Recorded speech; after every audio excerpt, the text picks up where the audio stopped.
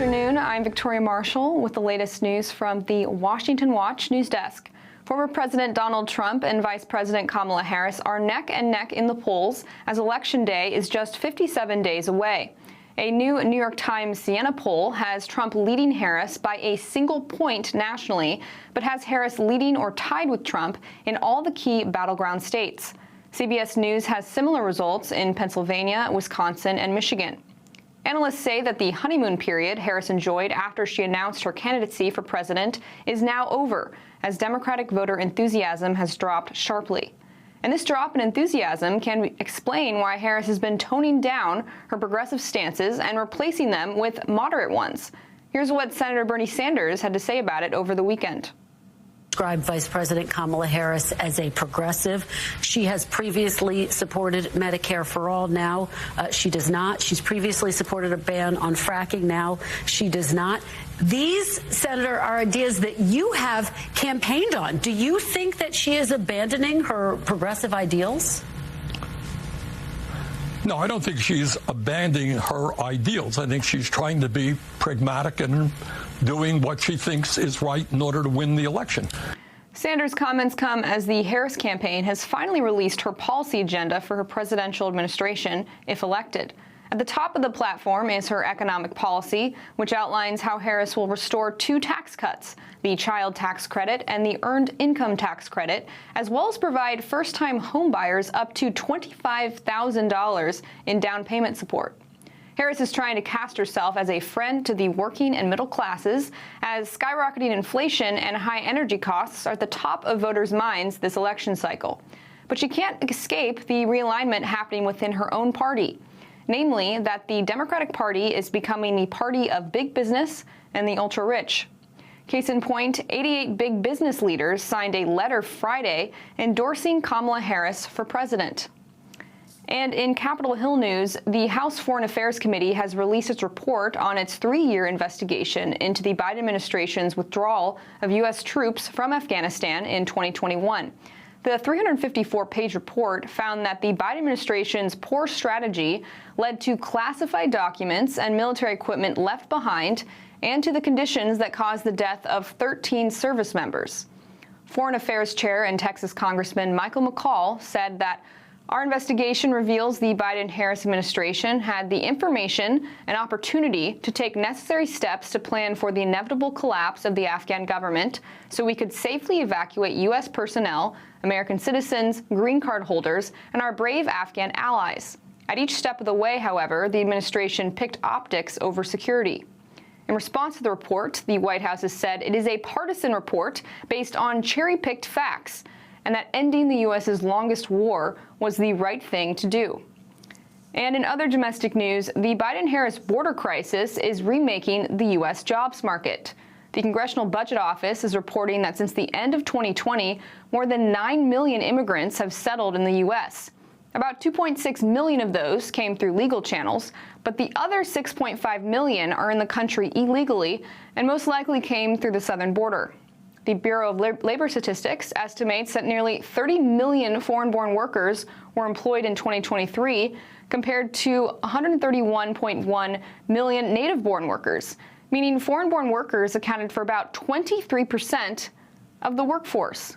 Former President Trump talked about this at a press conference last month. Virtually 100% of the net job creation in the last year has gone to migrants. You know that? Most of the job creation has gone to migrants.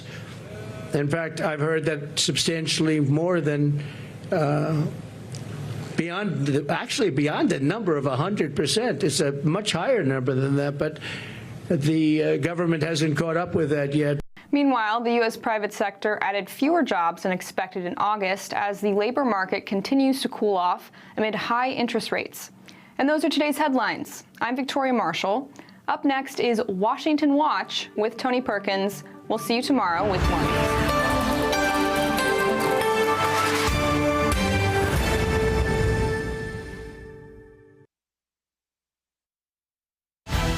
From the heart of our nation's capital in Washington, D.C., bringing compelling interviews, insightful analysis, taking you beyond the headlines and sound bites into conversations with our nation's leaders and newsmakers, all from a biblical worldview. Washington Watch with Tony Perkins starts now. Our report came out today. It's over 300 pages. It's a historic document.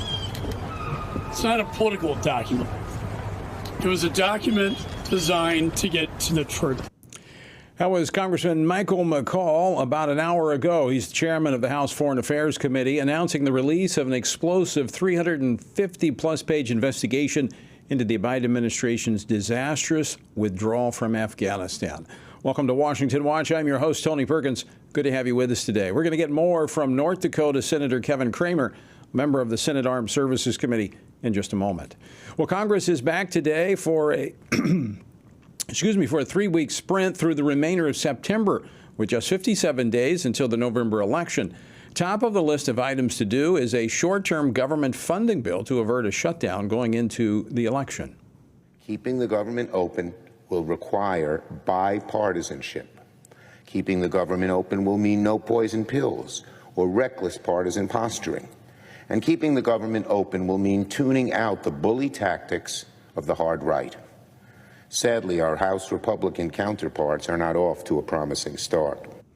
That, of course, was the Senate Scare Leader Chuck Schumer. We're going to find out what the House is planning when we talk to the House Majority Leader Steve Scalise later on this edition of Washington Watch. By the way, it's good to be back behind the microphone here in the Washington Watch studio. I appreciate Jody Heiss and Joseph Backholm filling in for me during the month of August as I traveled and spoke in various states. In fact, this weekend, I was in Missouri for a Culture Impact Conference outside of Springfield, and then Sunday, Fellowship Family Church in Greenwood, which is just outside of Kansas City, where Pastor Chris Williams is doing a great job. I was able to visit with many Washington Watch listeners across Missouri. Shout out to all those bot radio listeners in Missouri. I was there because they are one of 10 states where Planned Parenthood and other abortion-promoting organizations are pushing measures to eradicate pro-life and pro-family laws. They're being a bit deceptive in what they're talking about. Well, the abortion crowd, as a result, suffered a setback this weekend in Missouri. Missouri Attorney General Andrew Bailey joins us later with the details. As I mentioned, there are 9 other states in addition to Missouri. The Vice President of Policy and Government Affairs here at the Family Research Council, Travis Weber, is going to join me to discuss those states and what you need to know about the ballot initiatives in order to protect life, parental rights, and in some cases, children from the insidious agenda of the transgender movement. That's coming up later on Washington Watch. All of that and a bit more on this September 9th edition of Washington Watch. To find out more, go to the website, TonyPerkins.com. As always, resources there for you. And by the way, make your plans now to join us for the Pray Vote Stand Summit, October the 3rd through the 6th, right here in Washington, D.C. To find out more, visit PrayVoteStand.org. You can find out details and you can register. PrayVoteStand.org.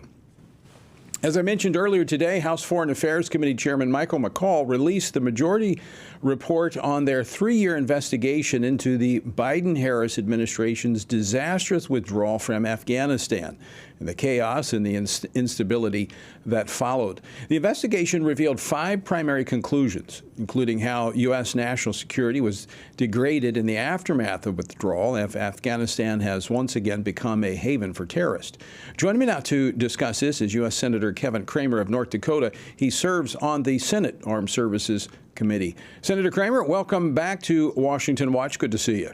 It's great to see you. Thanks, Tony, as always. You've been outspoken on this as a member of the Senate Armed Services Committee. You've watched in disbelief what the administration did in the withdrawal from Afghanistan. Your thoughts on this report?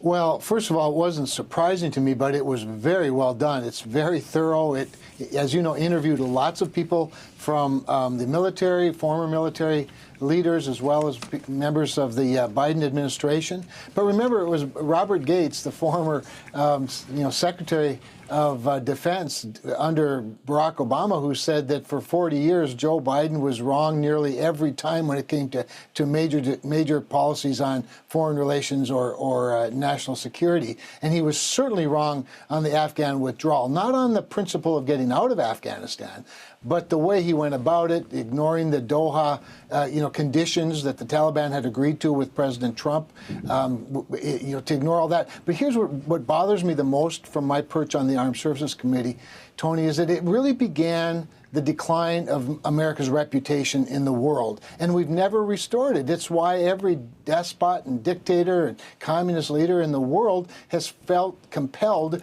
to, to start wars and to attack our friends in Israel, to attack our friends in Ukraine, to attack American military in the Red Sea and in Iraq. And that projection of weakness, that reputational harm that happened with the withdrawal of Afghanistan is exactly what we're struggling with now, the consequences of that. I mean, if you were to plot this out on a timeline, you see the withdrawal from Afghanistan, you see Russia making a move on Ukraine, you see Iran and its proxies moving on Israel, you see the saber rattling with China. So there clearly is a connection. I mean, you'd be hard-pressed to try to defend this as being a decision, an action that was done in isolation with no other consequences involved. No question, Tony. Perfectly said. And here's the other thing. That same message that goes to our adversaries goes to our allies. If you're an ally of the United States and you see what we did to the non-combatant Afghans, their leadership was pleading with us to not do it the way Joe Biden did it, as were our allies around the world, as were, by the way, the generals. I mean, General McKenzie was the CENTCOM commander at the time. He had all he could do to not just completely verbally go against President Biden while he was still under his command. So there were a lot of signals, but the signals to our allies that we're not a reliable leader, we're not a reliable partner, not a reliable friend, that also is an important message that's gone out to the world, and it's another reason why we need new leadership, frankly, in the White House. Senator Kramer, let me go back to the issue at hand with just Afghanistan, just focusing on that, why we went into Afghanistan 2 decades ago because of the threat of terrorism. Yes. Now we see the reports up to 10 terrorist training camps back in the region again. We've had those that have been set free, actually detained in our own country, who have come across our southern border. Yeah. Is the latter worse than the former? When we look at what the situation was 20 years ago and now what it is today, after we spilled American blood and spent American resources there in Afghanistan. So, Tony, this is a really important conversation that a lot of us have to have, even among ourselves, right, within our own brains, with fellow conservatives. What is the appropriate role? But the one thing I would say, when you compare those 20 years ago to today and all the consequences, withdrawing completely from the world is not the way the leader of the free world should do it. Nor can we be the policeman of every part of the world at the same time. We need each other, we need allies, but we need to do it the right way. And I think to the point of a safe haven for terrorism to gather and to plan their next attack, even on our soil, we shouldn't forget that there are hotspots in the Middle East that require at least a watchful eye. Right now in Afghanistan, it's not just a matter of us not being present there. We don't have a great view of Afghanistan and what the Taliban is up to. And so somewhere there's a balance there, policy balance for sure, Tony. But you raise really the fundamental point to Afghanistan, and that is, do we want to maintain a safe haven for terrorism, or do we want to, have a relationship that's built on trust? Senator, I think you and I probably share a very similar view on this. I call myself a rational isolationist. I don't want to get involved in other people's fights. As Proverb says, don't take a dog, don't get involved in somebody else's business. It's like taking a dog by the ears. And I don't think we need to get involved in those things unless it threatens American security. Right. And I do think there was justification initially for going into Afghanistan, but the purpose and the end objective, I think this idea of nation building was a failed idea and something we need to stay out of. I do think you're absolutely right. When America is threatened, we need to deal with it forcefully, swiftly, and decisively. Yeah. No, Tony, and that's a great point. And the other thing we need to do is what you and I are doing. We need to talk about it.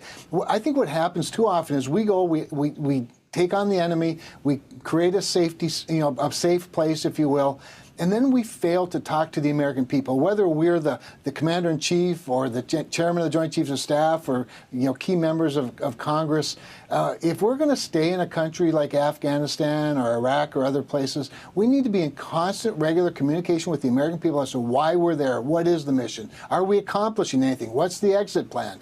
And I think our politicians for too long haven't been as communicative and as forthcoming as they ought to be. So it's a number of things. And you're right. The fundamental, though, standard ought to be what's the threat to the American public? I'd much rather fight terrorists in the Middle East than fight them here on our homeland, but we better make the case. Agreed. Absolutely agree. I hope that this report will not only just expose what the Biden administration did in a disastrous pullout, but there were decisions prior to them that got us into Afghanistan, and with no clear path forward. It was, how do you get out of here? There was no plan to that. Obviously, that's disastrous, but I hope that we'll take this report in its totality and think through our next foreign policy move in terms of our military intervention. No, that's exactly right, Tony. It should inform all of us as policymakers, as administrators, as a military, but also our allies. And therein, I think, lies sometimes a bit of the problem. Too many times, America looks to be not necessarily going it alone, but carrying the bulk of the burden. And we do it a little bit too willingly sometimes, and we need to share this burden. One thing that we're seeing that's being clarified in the last few years, of course, is that there are friends and there are enemies. And then there are some frenemies. And it's important to know which ones are which, and then to work with our friends to make sure that we're making more friends and that we don't isolate ourselves.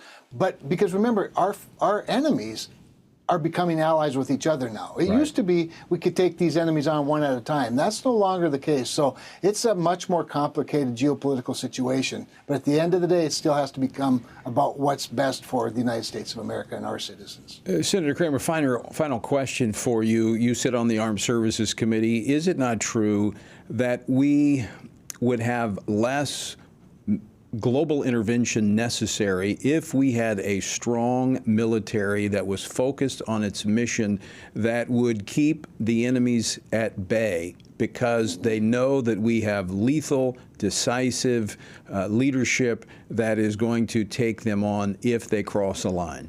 There's no question, Tony. A lot of times the left will make fun of Donald Trump because he somehow gets along well with, Vladimir Putin or Kim Jong-un or, name your despot.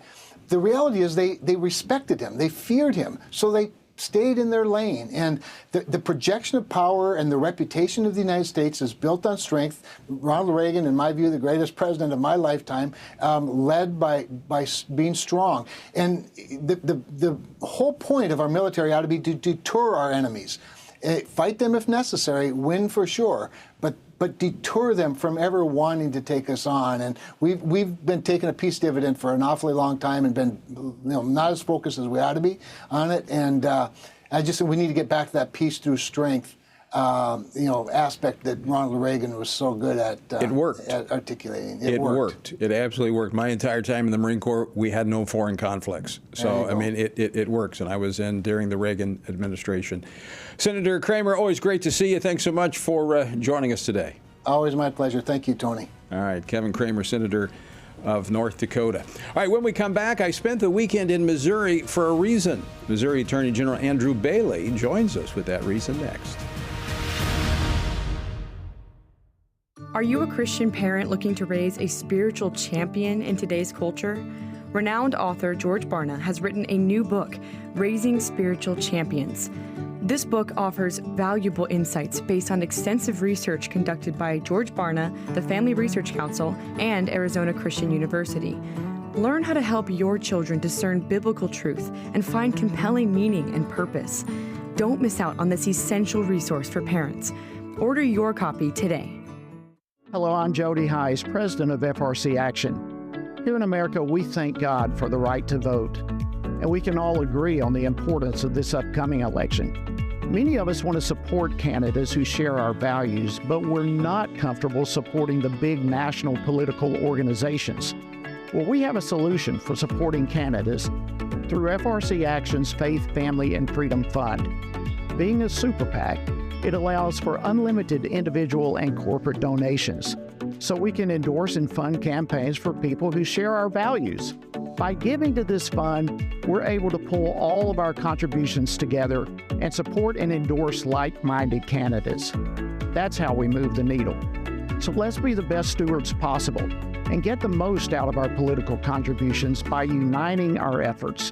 For more information or to contribute, visit faithfamilyfreedomfund.org. Thank you so much, and God bless you.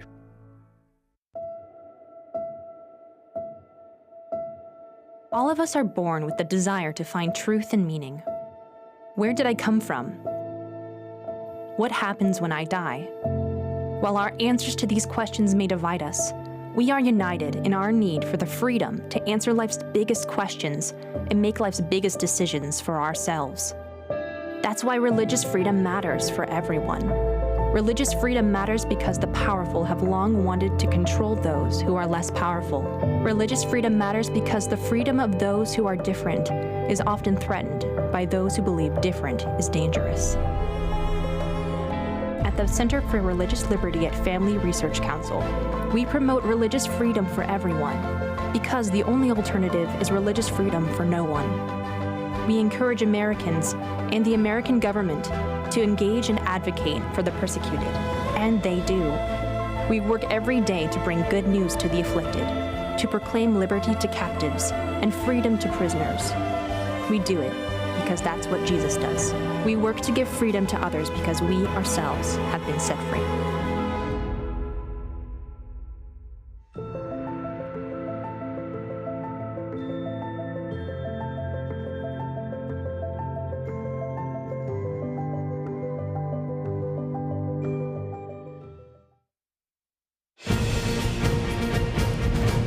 Welcome back to this Monday edition of Washington Watch. Good to have you with us. Well, over the weekend, I was in Missouri speaking and preaching with a focus on the proposed abortion amendment that was slated to be on the state ballot in November. Now, the ballot measure, Amendment 3, would not only constitutionalize abortion until birth, but would sever parental rights over sexual issues, including gender transitions, surgeries for minors, and possibly even dealing with sex education in the schools. I mean, it's really a far-reaching amendment.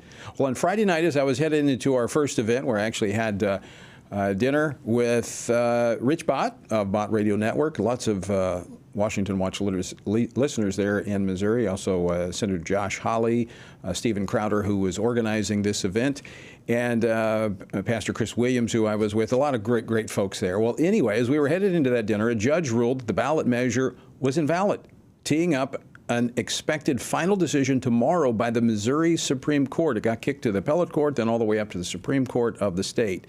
But that's not the latest. There's a little bit more. And here now to give us an update on this fight for life and parental rights in Missouri is the Attorney General of the state of Missouri, Andrew Bailey. General Bailey, welcome back to Washington Watch. Thanks for joining us.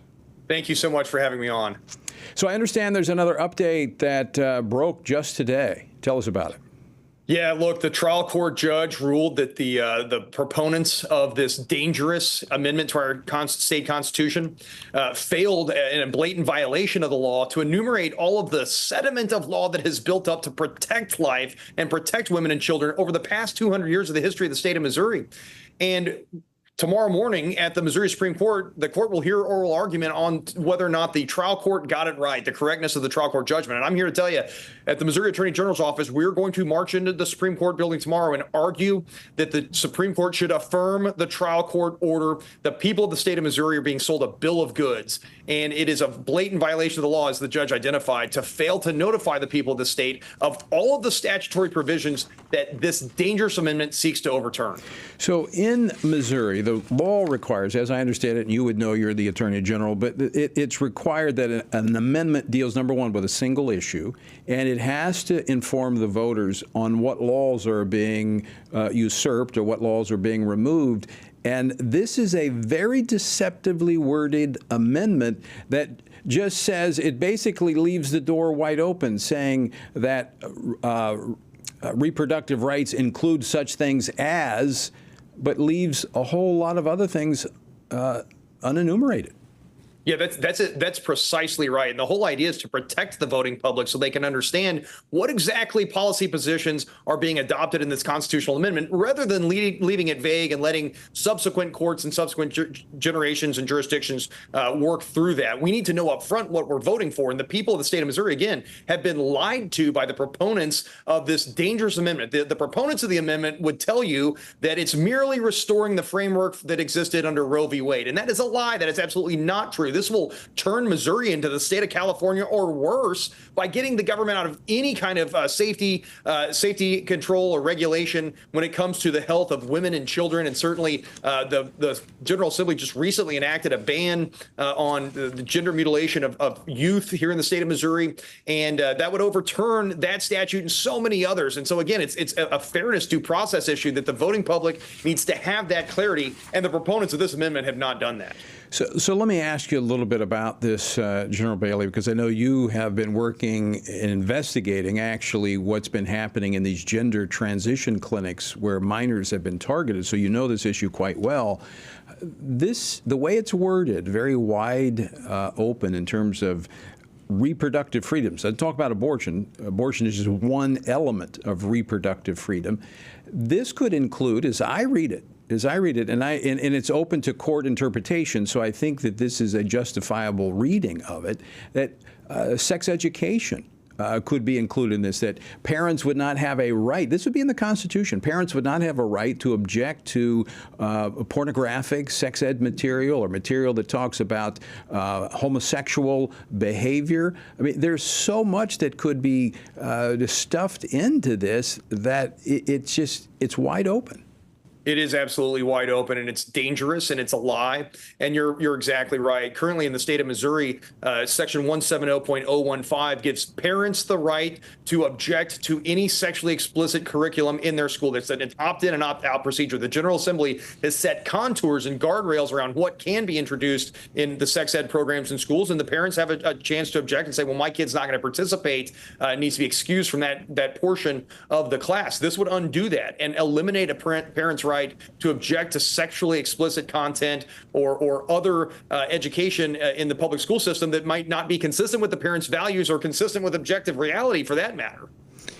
Let's talk about the gender transition. I mean, this is something that you've been pursuing in the state, investigating. As you mentioned, the legislature, as a result, passed laws protecting minors. That could be simply erased with this amendment. Yeah, that Senate Bill 49 was enacted in response to a clandestine and shadowy network of these clinics that were operating across the state of Missouri that the growth of this industry was exponential, and the harms that the children were suffering were severe. And a whistleblower had come forward that prompted my investigation, which resulted in legislative action. Senate Bill 49 was passed, and we successfully defended it in the trial court level against constitutional attack.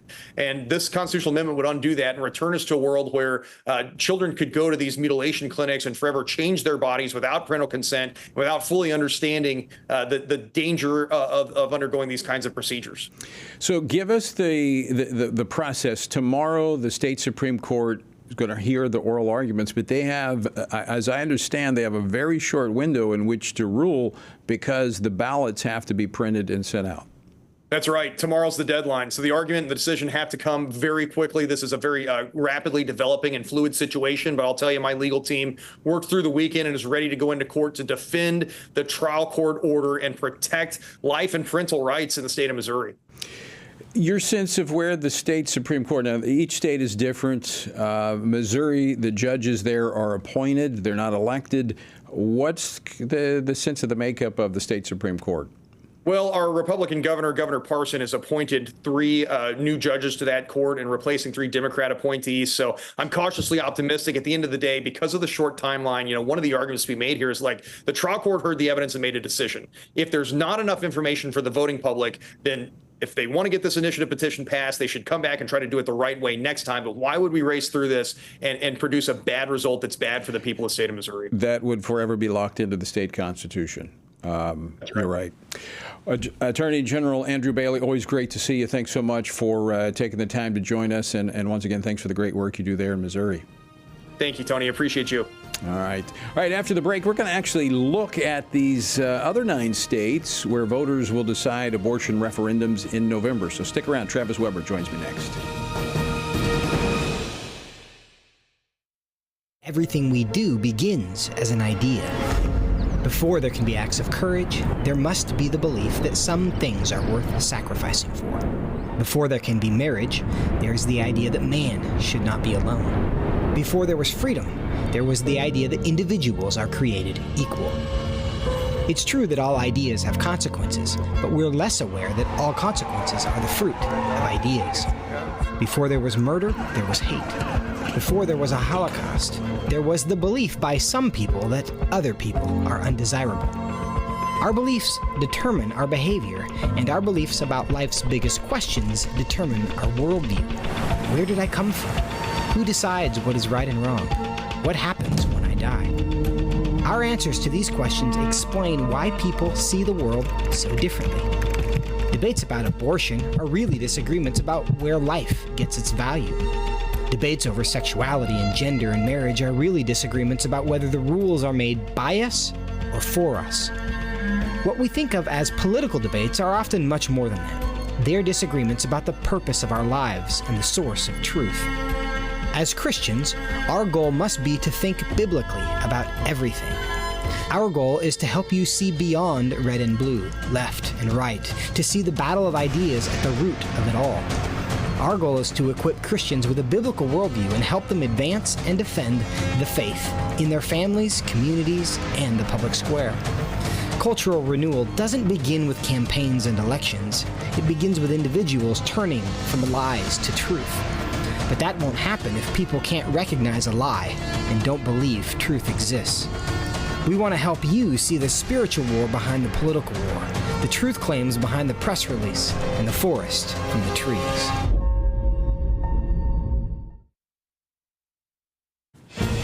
Welcome back to Washington Watch. Well, this November, pro-life voters in 10 states will have the opportunity to make a stand for life when they cast their votes on ballot measures that seek to enshrine abortion in their state constitutions. Now, this is different.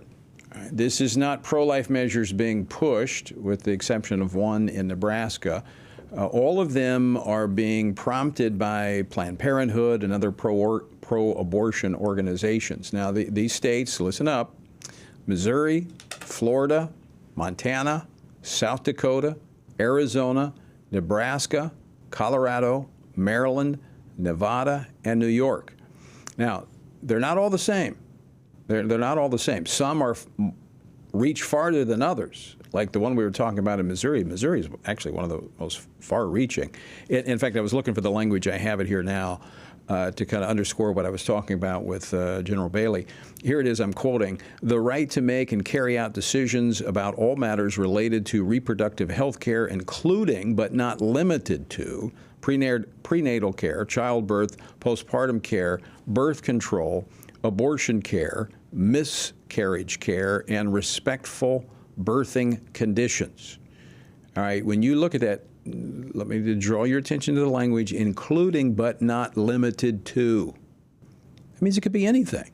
We know how loosely they play with definitions. I mean, male and female, that doesn't mean anything to them. So, in fact, when you talk about abortion being reproductive freedom, killing an unborn child is not freedom. I mean, that's not reproduction. That's destruction. Maybe destructive freedom is what they should call it.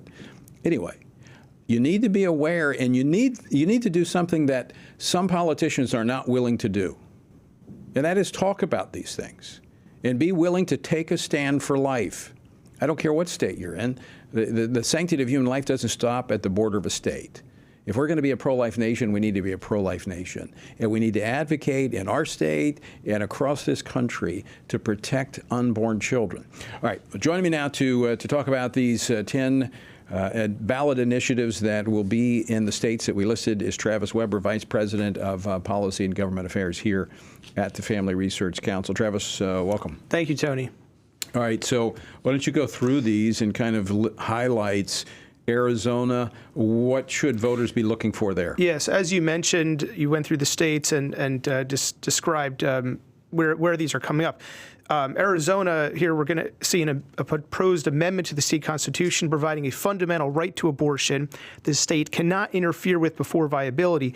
Arizona current law is at 15 weeks protection. So basically this would take some protections and roll them back to have far fewer protections after such an amendment to the state constitution is enacted, assuming that doesn't get interpreted by courts, as we've been discussing, in ways that are even more vague. So that's the situation in Arizona. We see, if you look at the other states, you can kind of see different. Let me just stop you on one major point, is that these, unlike the pro-life measures that are currently in these states, those are statutory.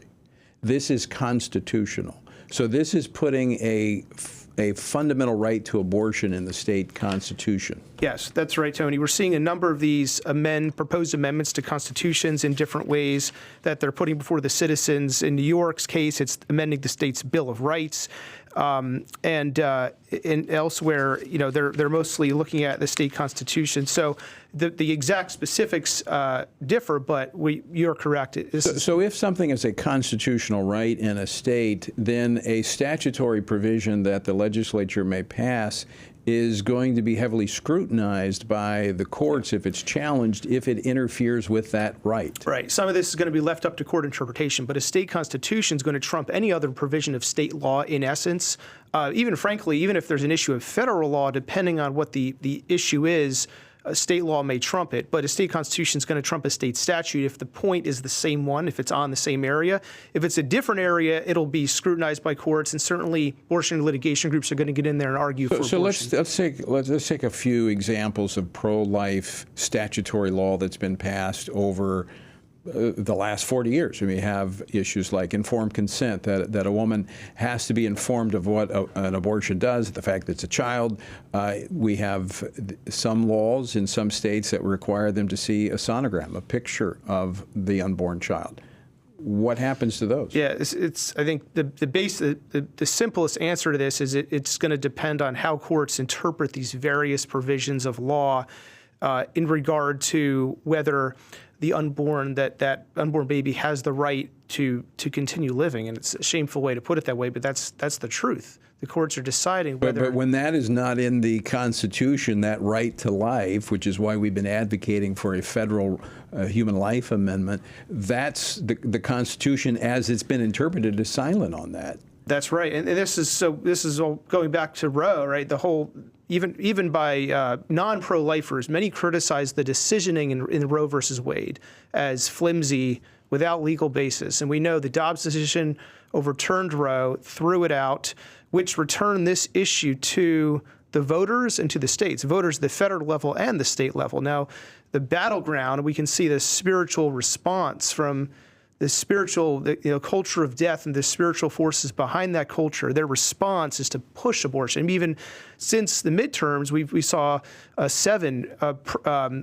referenda on this issue go to votes in the states and fail. In Kansas, California, Vermont, Michigan, Montana, Kentucky, 2 pro-life provisions failed there, and then Ohio enshrining abortion into their constitution. So we saw a wave sweeping across. Now we're seeing 10 states, 11 measures, as you referenced, coming up in a few months on the same issue. So we're seeing a wave sweep. And so it's important for believers to understand this, look at their own individual state, but understand the larger spiritual dynamic. And this could be worse than what it was before the Dobbs decision. If the people do not take, we need to be asking the Lord to intervene, and we need to be taking action. We need to pray, we need to vote, and we need to stand. We do. Travis Weber, thanks for joining us. Thank you. Folks, be praying. We're going to talk a lot more about this in the next several weeks. Don't go away. More Washington Watch straight ahead.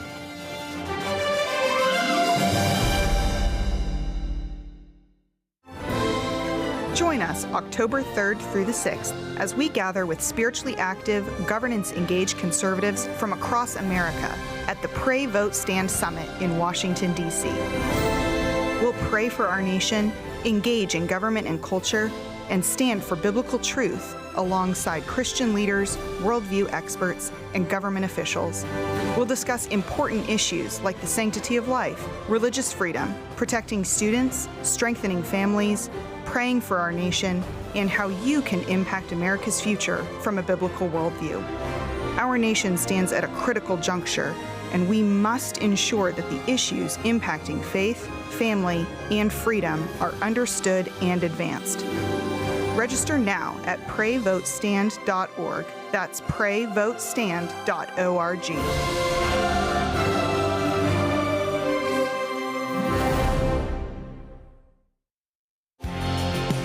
Jesus said in John 15, "These things I have spoken to you, that my joy may remain in you, and that your joy may be full." In 2024, in these divided and uncertain times, how can this be possible? By abiding in Him through His Word. At Family Research Council, we want to help you do that, which is the reason for the Stand on the Word Bible reading plan.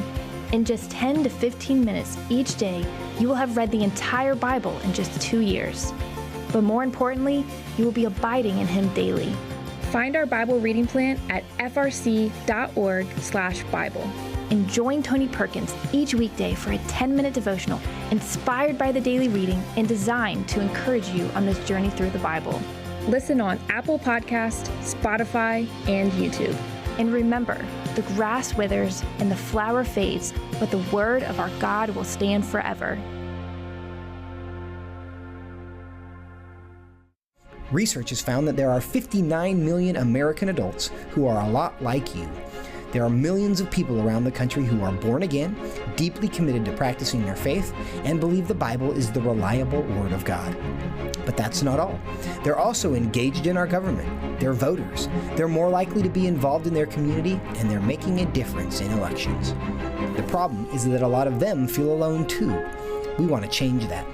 FRC wants to connect these 59 million Americans to speak the truth together, no matter the cost. If you want to learn more about this group and what it means to be a spiritually active, governance-engaged conservative, or if you want to find out if you are one of these sage cons yourself, join us. Go to frc.org/SAGECON, SageCon, to learn more. That's SAGECON, SageCon, to learn more. I'm Tony Perkins, and this is Washington Watch. Good to have you with us on this Monday. It's good to be back behind the microphone again. I want to thank Jody and Joseph for filling in for me here on Washington Watch while I was out during the month doing various things, traveling around the country. All right, make your plans now to join us for this year's Pray Vote Stand Summit here in our nation's capital. There's no other event like it. As we look not just at the political and the policy, but the spiritual, we pray. And we talk about what we need to do to vote and how we need to get others to vote. And then we're committed, and we encourage one another to stand for biblical truth. So to find out more, go to PrayVoteStand.org. Our word for today comes from Proverbs 24, verse 10. If you faint in the day of adversity, your strength is small. In other words, if you go to pieces when trouble comes, you'll be of little use. So how do you prepare for the day of adversity, the day of trouble? You act. Number one, acknowledge the Lord. We cannot stand in our own strength. Proverbs 3, 5, and 6 says, trust in the Lord with all your heart and lean not on your own understanding. In all your ways acknowledge Him, and He shall direct your paths. In Ephesians 6, it says, finally, my brethren, be strong in the Lord and the power of His might. Secondly, we need to create a plan. A plan provides focus and reduces anxiety. Nehemiah is an excellent example of planning. And then take action. Don't stand around, do something. In Exodus 14:15, the Lord said to Moses as they were standing looking at the Red Sea, why do you cry out to me? Tell the children of Israel to go forward. So how do you prepare for the day of adversity? Act. Acknowledge the Lord, make a plan, and then move out. To join me on our daily journey through the Bible, text Bible to 67742. That's Bible to 67742. All right, we're going to be joined here in just a moment by the Republican Majority Leader in the House, Steve Scalise. But I want to go back and just kind of maybe put a bow on that conversation I was having with Travis. I cannot overemphasize how important it is that you're informed and voting and talking to your friends about it. Don't be silent.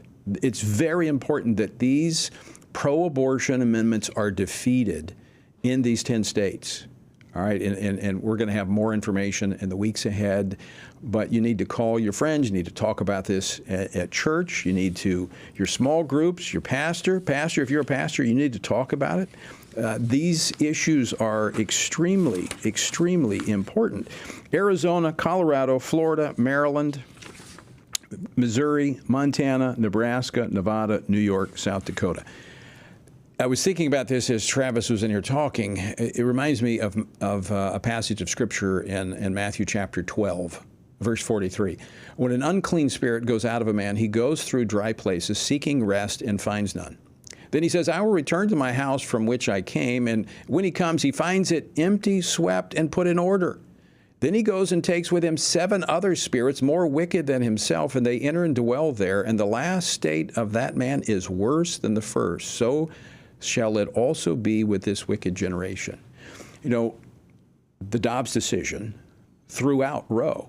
50 years of this forced abortion policy on this nation. Swept the house, cleaned it, bound it, got rid of it. But now we have leaders running from this issue and making apologies for it. The latter could be worse than the former.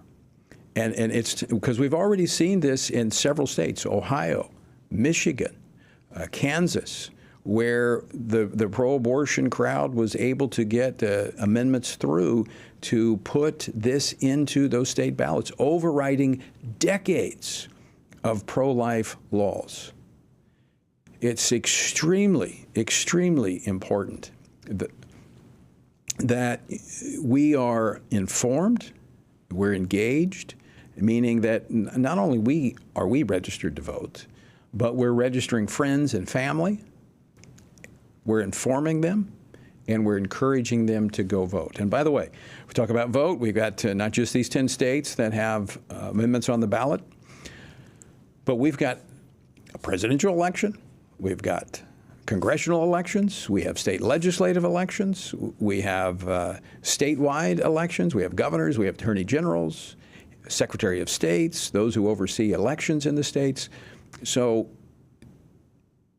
you cannot sit this out.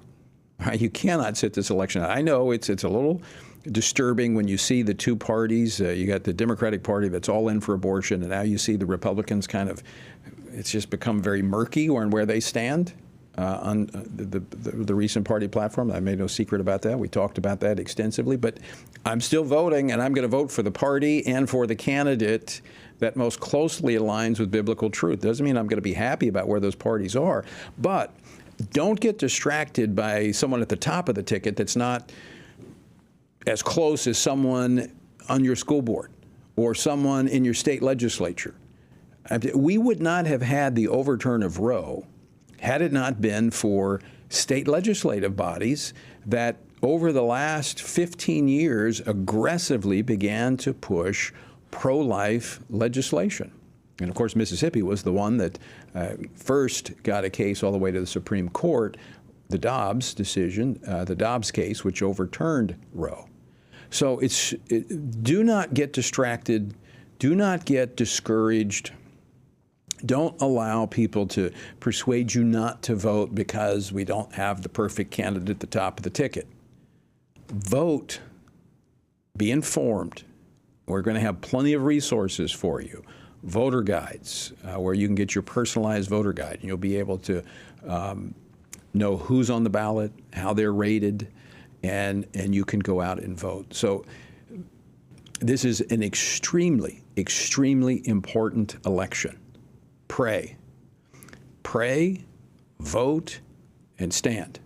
Okay? Got it? 3 things. Pray, vote, stand. Repeat that with me. Pray, vote, stand. All right.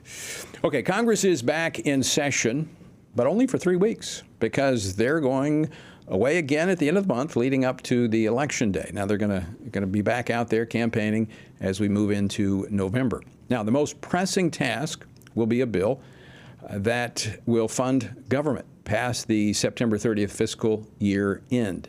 So this is critical because if you don't have one, you have yet more debate about a government shutdown. But there's also more that Congress will be tackling in the weeks ahead.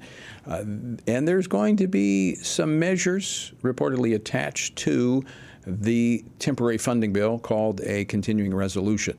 Now, we're just about to get the majority leader. I think he's All right. We're still waiting on Steve Scalise to join us. This next 3 weeks, as I said, is going to be a sprint, so we're going to be covering a lot in the next few weeks as we move toward the election. One of the issues that is going to be attached, reportedly, based on my conversations with Republican leadership, is the SAVE Act, which is what prohibits those who are in this country illegally from voting in federal elections. Now, the Democrats say it's not needed, that the law already prohibits it. If that's the case, why don't they just go ahead and accept it and make it very clear that they are against illegal voting? But they don't want to do that. We also have a measure that will be voted on. We talked, this was talked about last week. I talked about it over the weekend on This Week on the Hill. And that is a bill dealing with the WHO, the World Health Organization, and their global pandemic accord, which this bill by Congressman Tiffany would require that the Senate sign off on any agreement that the Biden administration makes with the World Health Organization. All right, joining me now to talk about all of this and more is the Majority Leader of the House of Representatives, Steve Scalise, who represents the 1st Congressional District of Louisiana. Leader Scalise, welcome back to Washington Watch. Good to see you. Tony, great to be back with you. Hope you're doing well. I know you had some major surgery over the break, and you look like you're doing well. Yeah, I've been needing to get a new hip for over a year related to the shooting in 2017. You know, all the cartilage had basically gone away, and I've been walking bone on bone. And as you can imagine, that's not fun, and it's been rough for a while. But we finally made it happen. It took a few weeks of recovery, but I feel great now. I can walk with no pain. I mean, it's really like a night and day. So I'm very blessed. A lot of prayers. I appreciate it. Feel great. Well, good. Does that mean you're going to be back at shortstop? We'll see how fast I can run. I'm not going to be breaking any records soon, but I can move a lot better. All right. Well, we're grateful and thankful to the Lord for your recovery, speedy recovery, and I know this is a big help because I can see the pain was pretty intense. Let's start with the big one, and that is the continuing resolution to fund government past the election. What's the plan? We had passed the SAVE Act months ago, and this is a bill that says if you want to register to vote, you got to prove your citizenship. And we know now, as Biden and Harris have let tens plus million people into our country, they're now actually trying to go and aggressively recruit and sign them up to vote in a number of states. And there are a number of states that prohibit you from even requiring a CID to prove that they're a citizen. And so you've got illegals registering to vote already before this election, the most critical election in our life. And so we passed a bill to say you can't do that. You have to prove your citizenship so illegals can't go register to vote. And lo and behold, almost every Democrat voted no. Kamala Harris is against this. I hope it comes up in the debate tomorrow night.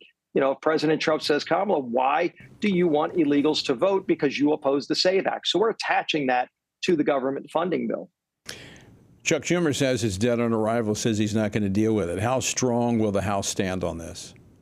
Well, think about this, Tony. And I've been to a lot of congressional districts. Last week, I did a big West Coast swing. Even in California, there's so many people fed up with the open borders because the crime that it's bringing alone in Los Angeles, San Francisco, you go to the East Coast, New York, everywhere you go, Denver. Look at what happened in Denver with gangs roving with AR-15s, taking over apartment complexes. People are fed up. Democrats are fed up. And so we've seen polling on this. I mean, over 80% of Americans think it's crazy that illegals can vote. How's Chuck Schumer? Now, Chuck Schumer's in New York. He can get away with it. But I'll tell you this, Tony.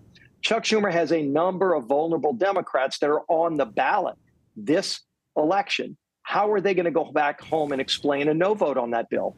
Well, I think that there are a lot of voters that vote for Republican candidates that are ready for Republicans to go toe-to-toe with Chuck Schumer. Well, we're ready because Chuck is out of touch with most voters in America. And look, again, maybe he's in touch with New York voters, but he is the majority leader of the Senate. He represents all Democrats in the Senate, and most of them come from states where their voters actually want us to pass this bill. I think with all the squealing we've been hearing out of New York about the immigrants coming into that state, into the city of New York, I think there's a lot of people that disagree with Chuck Schumer there. Well, look, Lee Zeldin almost got elected as a Republican governor of the state of New York last year on the issue of crime and border security.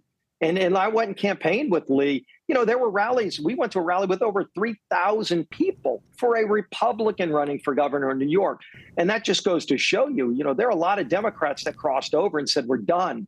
We're done with this open border, crazy spending, high inflation Democrat Party. And that's who Chuck Schumer is.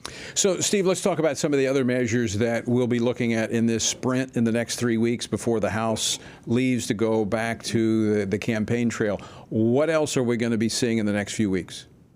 One of the bills, Tony, deals with what we're seeing in a lot of states where the CCP-related companies are going and buying up farmland in America. This is a big food security threat to our country. That's the Chinese, the Chinese Communist Party, the CCP. That's the Chinese buying up American farmland? In big swaths, you know, massive amount of acres in a lot of states. And a couple of states have actually passed laws to prohibit it in that state.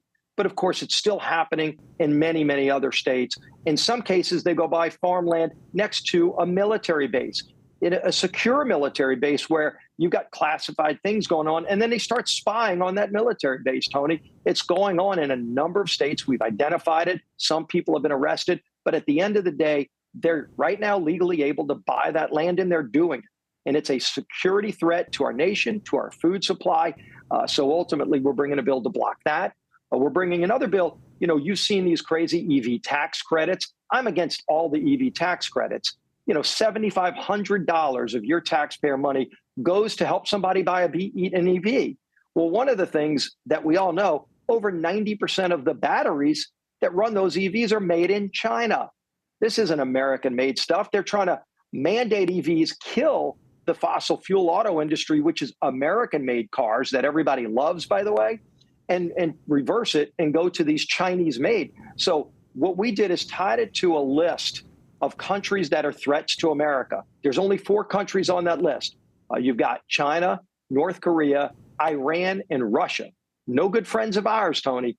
But China is, of course, the only one that's actually making most of these batteries. And so we just say, you can't use the EV credits for any of these countries that are threats to America. Let's see how they vote on that bill. I know where I am. That makes perfect sense. So maybe it's out of place up there in Congress. I don't know. Let's talk about the World Health Organization very quickly. About a minute left. World Health Organization, no pandemic preparedness treaty without Senate approval? Yeah, we saw the Biden administration really cozying up with the WHO during COVID. And WHO was not a friend. They were actually in bed with China. You know, you had the CCP telling WHO which edicts to come out with. Anytime anybody would dare mention the Wuhan lab, they would shut it down. The head of WHO was corrupt.